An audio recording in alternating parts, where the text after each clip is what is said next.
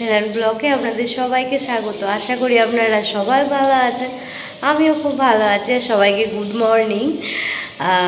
এখন বাজে 6টা, আমাকে দেখেই বুঝতে পারছেন এই ঘুম থেকে উঠেছি। তো আজকে একটা মানে বিশেষ দিন বলতে গেলে, আমার বাড়িতে আজকে আমার বাবার বাড়ি থেকে সবাই আসবে।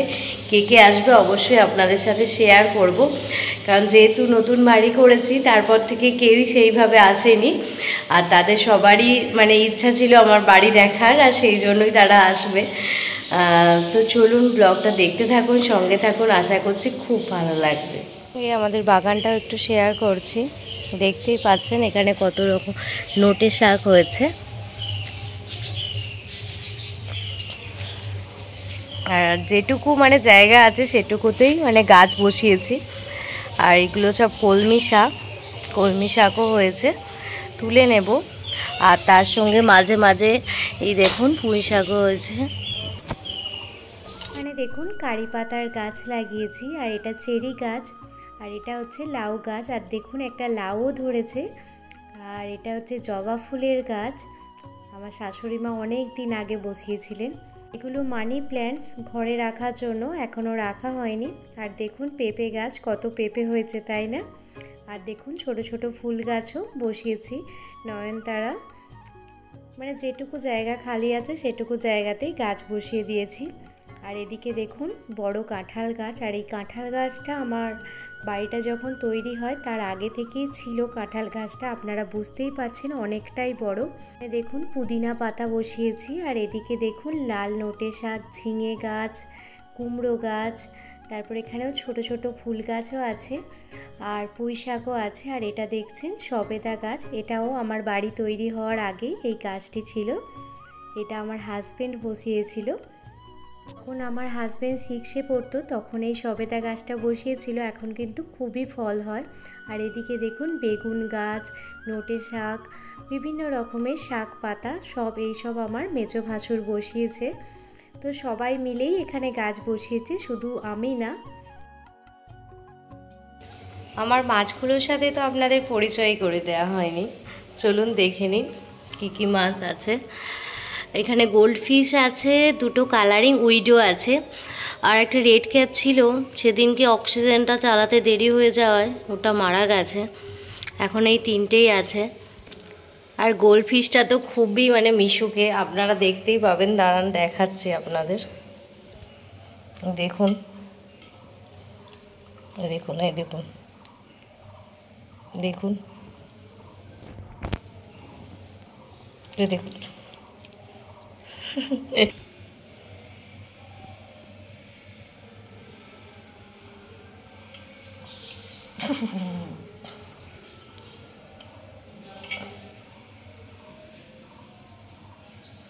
সত্যি খুবই কিউট না মাছগুলো, সত্যি খুবই কিউট। আর সকালবেলা যখন ওদের দেখি সত্যি মনটা ভালো হয়ে যায়।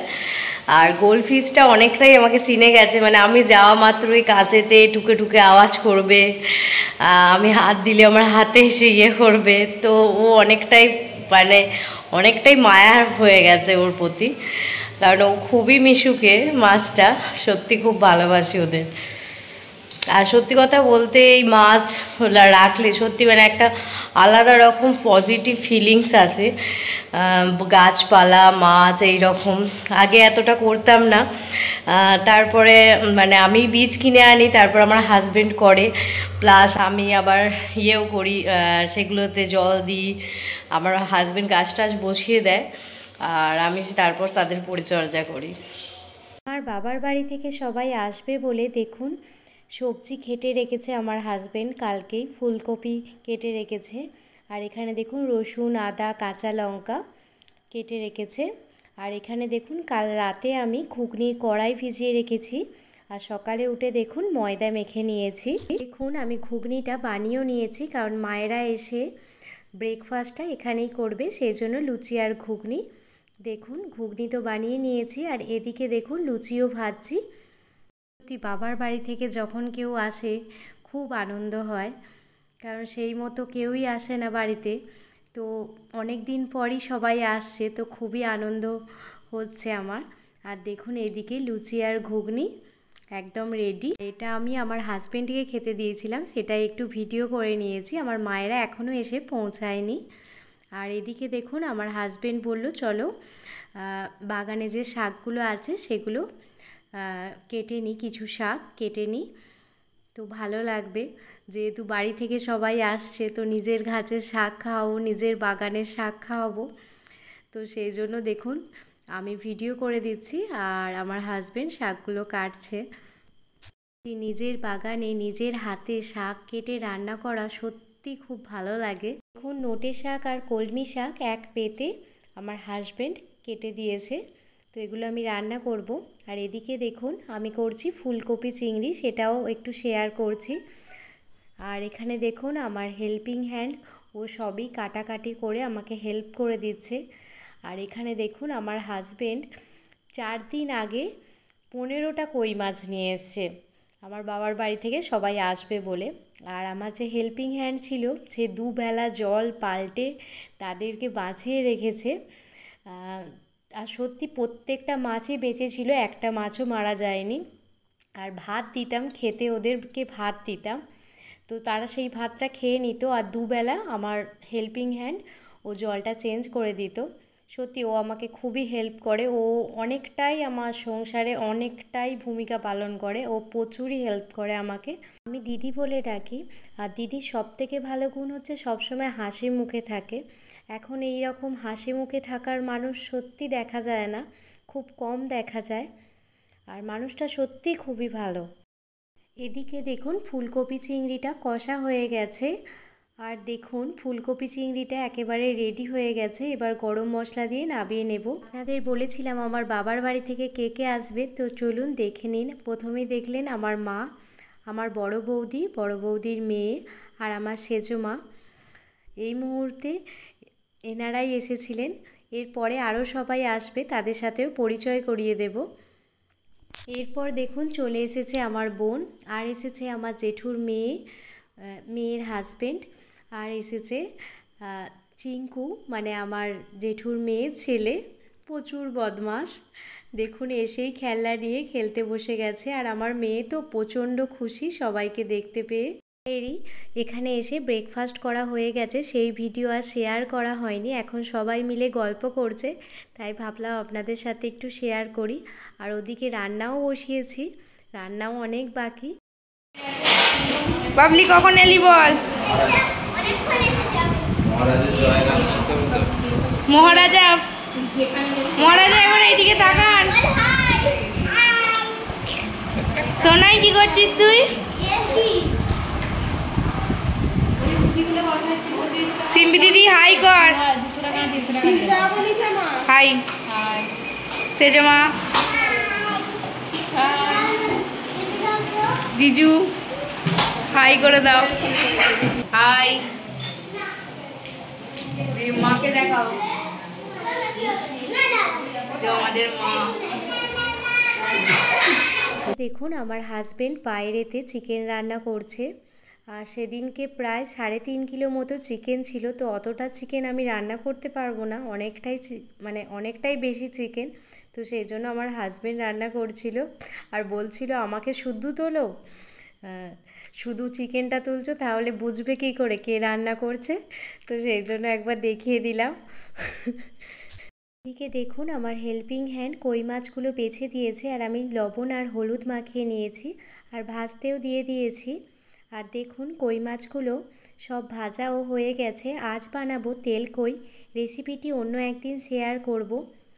আর তেল কইটা সেদিন খেতে অসাধারণ হয়েছিল, দেখেই বুঝতে পারছেন কতটা লোভনীয় হয়েছিল। সত্যি তেল কইটা সেদিন খুব সুন্দর হয়েছিল। এখানে আমার মা বাচ্চাদের জন্য চিকেন স্টু বানাচ্ছে, সেটা আমার বোন একটু ভিডিও করেছিল, সেটাও আপনাদের সাথে শেয়ার করলাম। আর এদিকে দেখুন সবাই খেতেও বসে পড়েছে। প্রথমে বাচ্চারা খেতে বসেছে, এরপরে সবাই একে একে খেতে বসে পড়বে। যেহেতু এই নতুন বাড়ি হয়েছে তাই ডাইনিং টেবিল এখনও কেনা হয়নি, তাই সবাই মাটিতে বসেই খাচ্ছে। আর সবাই বলছে খুব সুন্দর হয়েছে। চিঙ্কু কেমন হয়েছে চিকেন? আচ্ছা ভালো হয়েছে, ভালো। এদিকে দেখুন আমার মেয়ে তার দাদার সাথে মোবাইল দেখছে, আমার বাবা ওকে দেখাচ্ছে আর সে মোবাইল দেখছে। তার সত্যি আজকে খুবই আনন্দ, আর আমিও সবাইকে খেতে দিচ্ছি। আর এরপর দেখুন সবাই খেতে বসেছে, আর আমার ভাইও এসেছিল, তার নাম যিশু। এদিকে আমার শাশুড়ি মা আর আমার বোন সিম্পি, সেও খেতে বসে পড়েছে।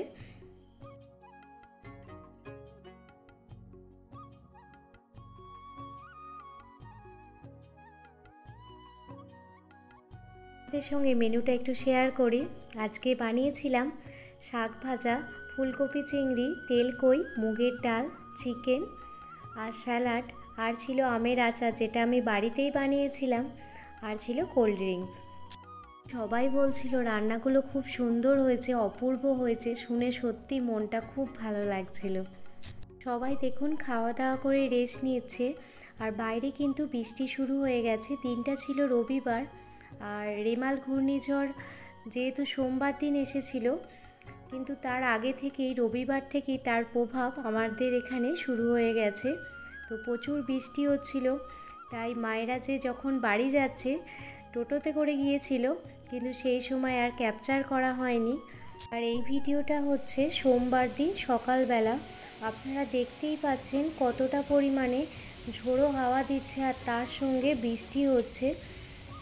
যেহেতু রেমাল ঘূর্ণিঝড়ের আইকন বাংলাদেশ ছিল, সেজন্য ইন্ডিয়াতে অতটা পরিমাণে ক্ষয়ক্ষতি হয়নি, কারণ আমফানের সময় আমাদের প্রচুর ক্ষয়ক্ষতি হয়েছিল।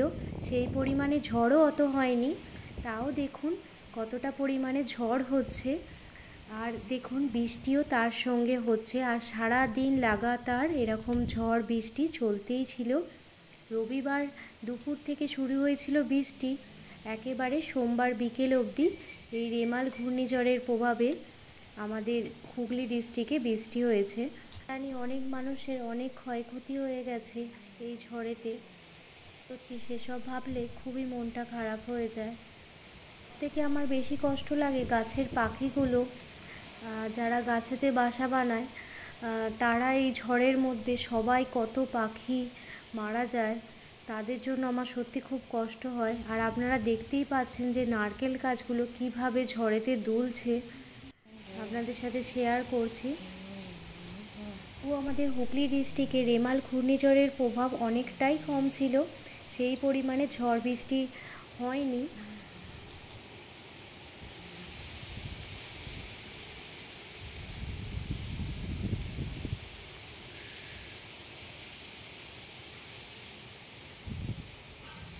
আমাদের বাড়ির সামনের পুকুরটা, সেটাও আপনাদের একটু ভিডিও করে দেখিয়ে দিলাম। দেখেছেন কি পরিমাণে ঝড় বৃষ্টি হচ্ছে। হাজবেন্ডও সেদিন অফিস যেতে পারেনি, বাড়িতেই ছিল। আমার ক্ষয়ক্ষতি হয়েছে বলতে, আমি যে নতুন গাছগুলো বসিয়েছিলাম সেই গাছগুলো যেহেতু ছোট ছিল, একেবারে সব শুয়ে পড়েছে। আর এদিকে দেখুন একটা বড় পেঁপে গাছ, সেটা পড়ে গেছে। আর লাউ গাছের যেহেতু মাচা ছিল, তার ওপর পেঁপে গাছটা ভেঙে পড়েছে। আর তাতে কিন্তু প্রচুর পরিমাণে পেঁপে হয়েছিল। আপনাদের প্রথমেই আমি রবিবার দিন ভিডিও করেছিলাম যখন বাগানে, তখন দেখিয়েছিলাম সেই পেঁপে গাছটাই ভেঙে পড়ে গেছে। অনেক পেঁপে হয়েছিল, আপনাদের মাটিতে দেখুন পেঁপেগুলো পড়েও আছে, আপনাদের দেখাচ্ছি। খুব কষ্ট হচ্ছিল যে পেঁপে গাছটা পড়ে গেছে।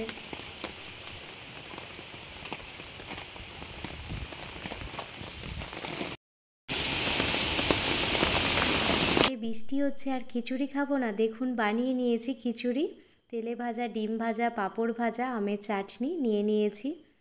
আর দেখুন এটা সোমবারের বিকেলবেলা, আকাশ তখন একেবারে ঝলমল করছে, বৃষ্টিও ছেড়ে গেছে, তখন বাজে 5:30 মতো। গাছগুলোকে সেদিন বেশিই সবুজ লাগছিল, যেহেতু অনেক দিন বাদ বৃষ্টি হচ্ছিল, সেই জন্য সত্যি খুব ভালো লাগছিল গাছগুলোকে দেখে। তো আজকের ভিডিওটা আমি এখানেই শেষ করছি। যদি ভিডিওর কিছু অংশ আপনাদের ভালো লেগে থাকে, প্লিজ একটি লাইক, কমেন্ট, শেয়ার করে আমার পাশে থাকবেন। ভালো থাকবেন, সুস্থ থাকবেন, সাবধানে থাকবেন। আবারও কোনো দিন অন্য কোনো ব্লগ ভিডিও বা রেসিপি ভিডিও নিয়ে আপনাদের সামনে হাজির হব। ধন্যবাদ।